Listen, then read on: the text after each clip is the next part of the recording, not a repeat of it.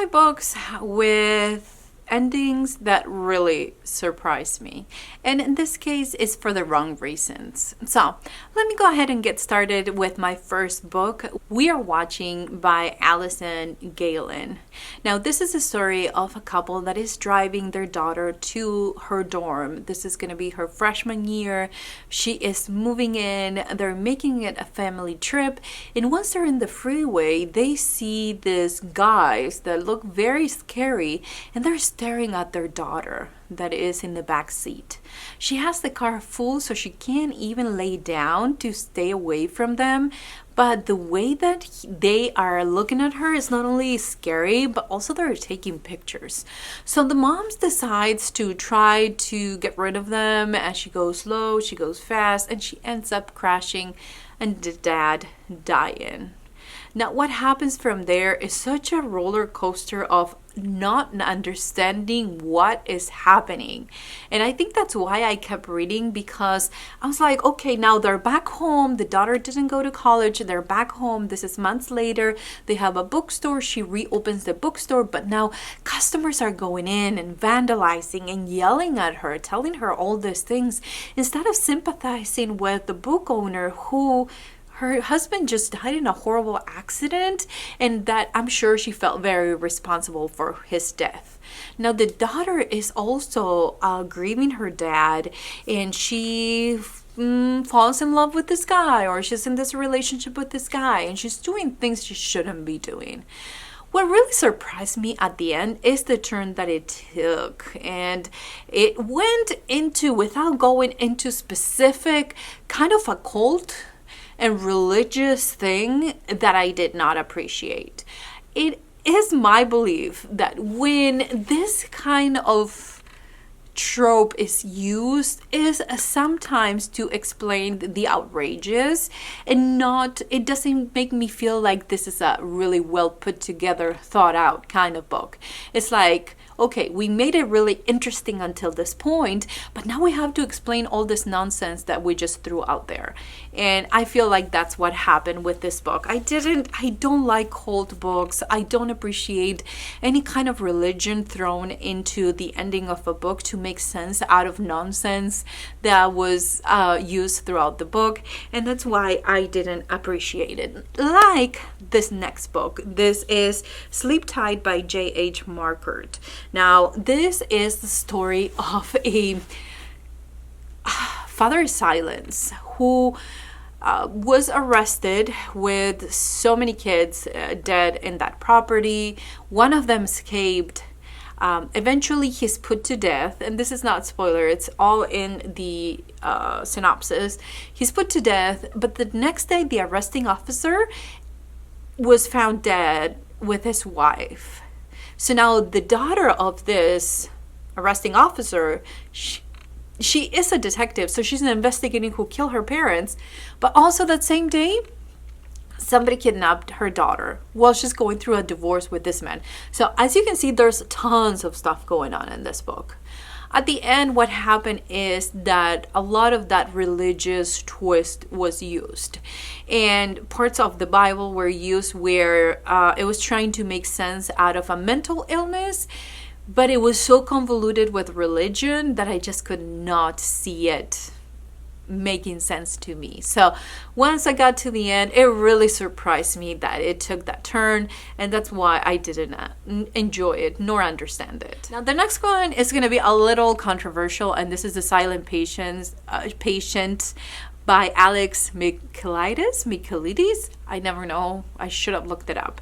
But this is a book that I don't understand. I read this book from start to finish while I went to the emergency room because I had some kind of infection. And I was waiting and I was reading this book, trying to concentrate on it because, of course, I was in pain myself. But I just could not make sense out of it. I did not like the writing.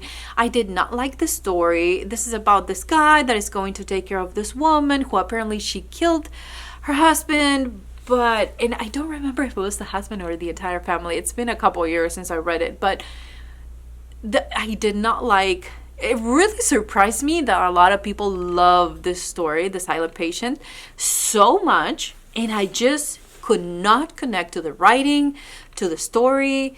I didn't like the protagonist. I just could not be invested in this book. So I finished it because I thought maybe the end is going to make it, make sense. No, I don't like it. And after that, there's a lot of different books that are using that same trope. And I just don't read those books because I don't think, I think the concept is something that I'm not enjoying. So yeah, surprised that a lot of people love it. The other one is Like Mother, Like Daughter by Kimberly McCreight that I got from Book of the Month. By the way, all these books I think I have dedicated reviews. So as I'm talking about them, there's going to be different cards that will pop up, and they will also be linked in the description box down below. So please go check that out if you're interested in more information about these books, because you may enjoy them. But this one surprised me because I think the plot was amazing, but the execution was unbearable. The audiobook is easily the worst audiobook I've ever listened to in my entire life. But the plot is so good.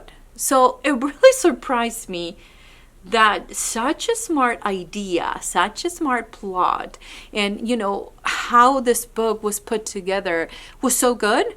However, I couldn't really get into the writing style, or I couldn't care about any of the characters. So this was the first time, and this is why it's a surprise for me, that the plot was amazing and I hated the book. Now, this is a story of a mother. I think she's a lawyer. She's the one that fixes when corrupt people make mistakes and then they don't want to pay for them. So she finds loopholes to help them. And she is very wealthy. But she has this strained relationship with her daughter who is at NYU. One day she calls her and said, "Come home, I need to talk to you. We'll talk over dinner."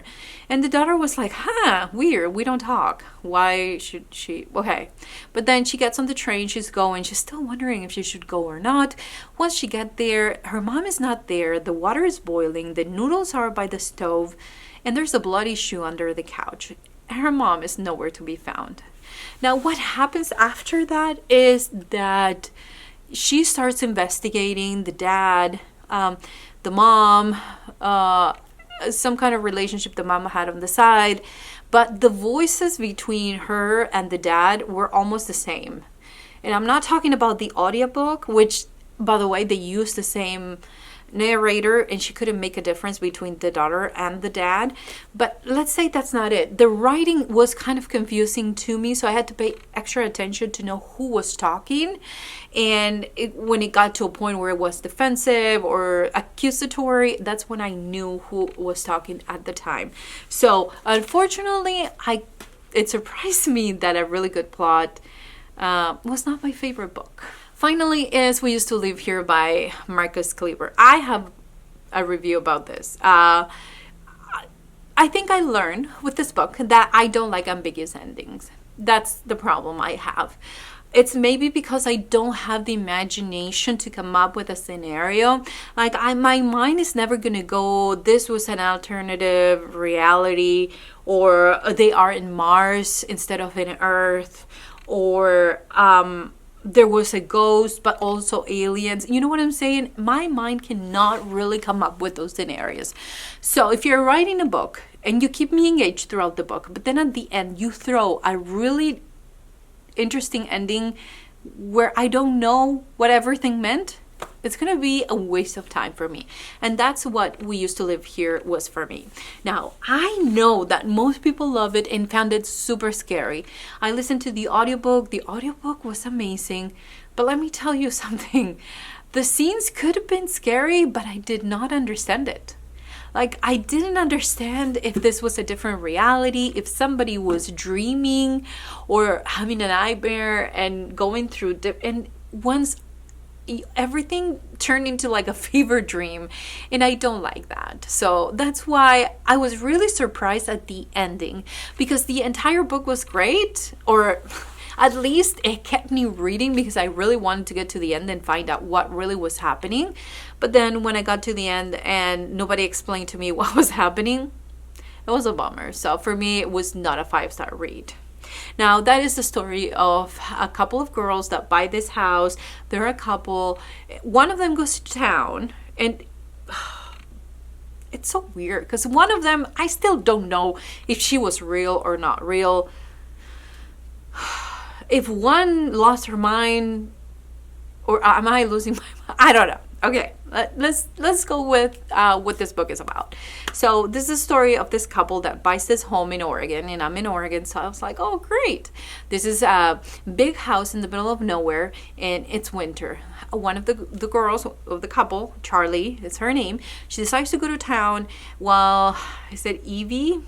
I'm not sure. The girl stays home. She gets a knock on the door. There's this family, really nice family, a guy, 2 kids, and the mom. And he's like, I used to live here. Can I just tour your house? And she's like, no. I mean, inside of her, she was saying no. But she actually said, okay. Then they get in and they never leave.